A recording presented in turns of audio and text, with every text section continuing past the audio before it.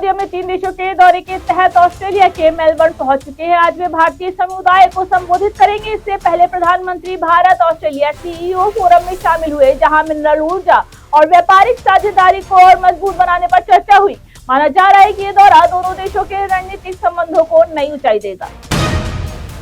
देश भर के एयरपोर्ट पर यात्रियों की सुविधा बढ़ाने के लिए गृह मंत्री अमित शाह के निर्देश पर हाईटेक व्यवस्था लागू की जाएगी। फेस रिकॉग्निशन, डिजिटल एंट्री और स्मार्ट सिक्योरिटी सिस्टम के जरिए लंबी कतारों से राहत मिलने की उम्मीद है। मुख्यमंत्री योगी आदित्यनाथ आज चित्रकूट में कामतगिरी की परिक्रमा करेंगे। इसके बाद बांदा में करीब 709 करोड़ रुपए की विकास परियोजनाओं का लोकार्पण और शिलान्यास करेंगे। सरकार का कहना है कि इन परियोजनाओं से बुंदेलखंड के विकास को नई गति मिलेगी।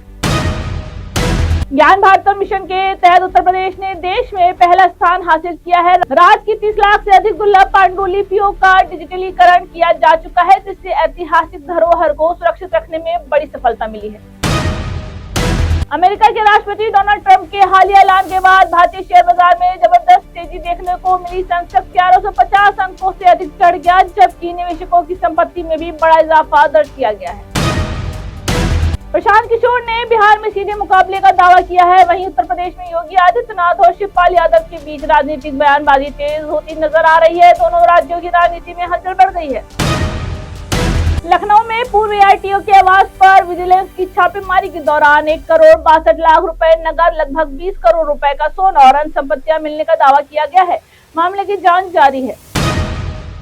फर्जीवाड़ा धमकी के मामले में 50,000 रुपए के इनामी आरोपी को एसटीएफ ने गिरफ्तार कर संबंधित पुलिस को सौंप दिया है। आरोपी से पूछताछ जारी है।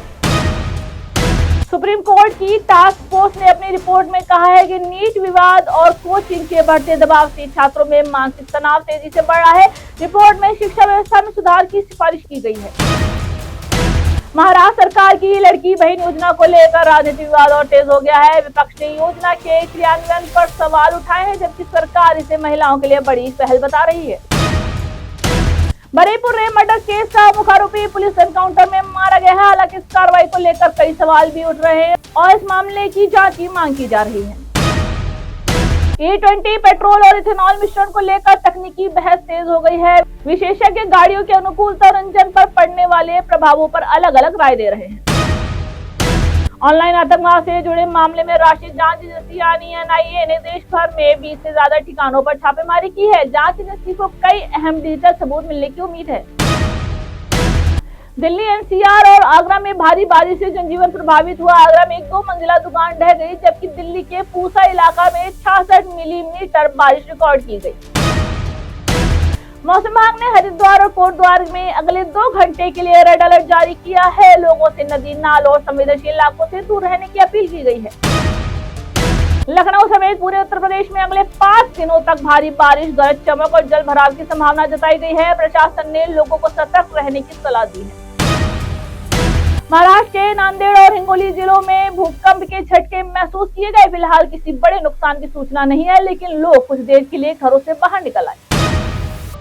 कर्नाटक के NH52 पर लॉरी और कार की टक्कर में 7 लोगों की मौत हो गई। वहीं मध्य प्रदेश के उमरिया में खड़े ट्रक से कार टकराने पर 5 लोगों की जान चली गई। ईरान ने अमेरिका के 4 सैन्य ठिकानों को निशाना बनाने का दावा किया है। कुवैत और बहरीन स्थित ठिकानों पर हुए हमलों के बाद पश्चिम एशिया में तनाव और बढ़ गया है।